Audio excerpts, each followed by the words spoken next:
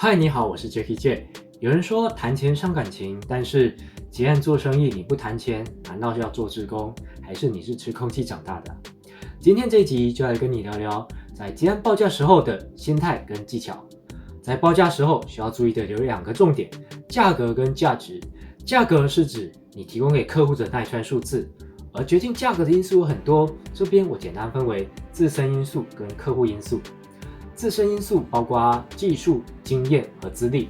你的技术是否成熟，是不是行业内的高手，以及有没有发展出自己的风格和流派，都会影响报价。依照技术的成熟度，就可以大致上帮你的报价抓出一个标准。而在经验方面过去的作品和你的个人风格也是客户考虑的因素。客户可能会根据你的经验和作品来判断你是否值得信任和选择。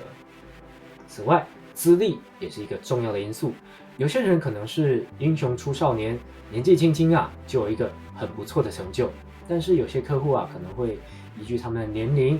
和经验有先入为主的观念，认为他们技术不成熟或者是不够好，因此你必须透过你的计算经验来说服客户。自己可控的因素讨论完了，接下来我们来谈谈客户因素。在客户端，你需要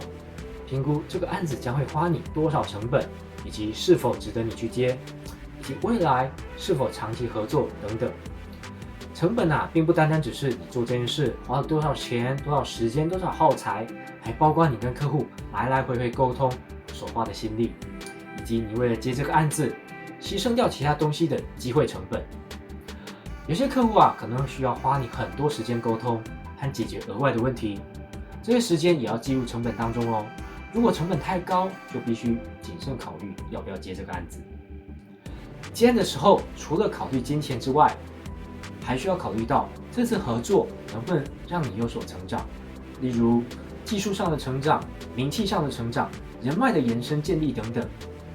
如果你是一个结案新手，可能更重视作品的累积和经验，那价格就不是你唯一考虑的因素。甚至有些学生可能还不知道自己的能力到哪里，可以开多少价格，那你可能就会选择与前辈合作，选择当志工或是实习来提高自己的经验和技术。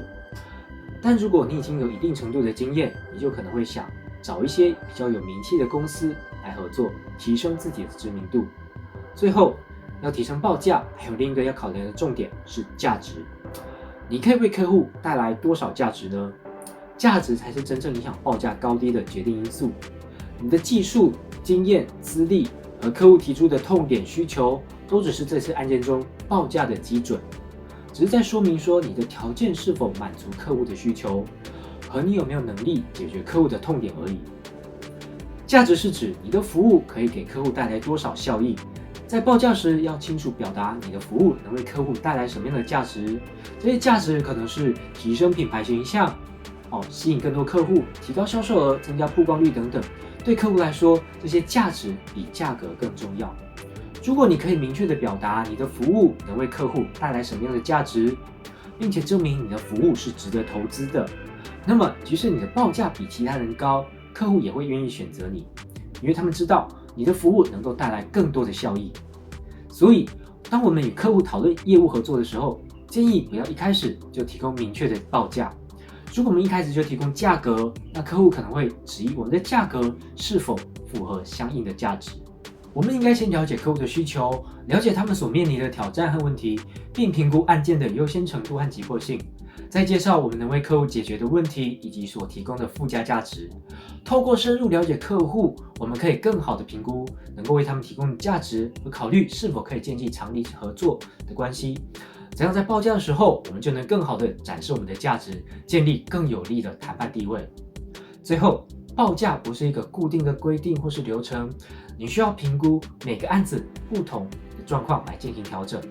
在决定报价的时候，我们需要评估自己的技术、经验和资历，以及客户的状况来确定基本价格。再来，我们来考虑能为客户提供多少价值，你可以为客户带来多少价值，则是你报价上可以往上加多少的关键。如果你感觉到客户对价格比较敏感，那么你可以提供其他的高价值来平衡你的报价。如果客户对价值的重视程度比较高，那么你就可以考虑是否可以建立一个长期合作关系，给他一些优惠。所以报价并不只是告诉客户一个价格，而是根据自己的条件和客户的需求来进行评估和调整，并清晰地表达你的服务能够为客户带来什么样的价值。透过这种方式我们可以向客户展示我们的专业知识和经验，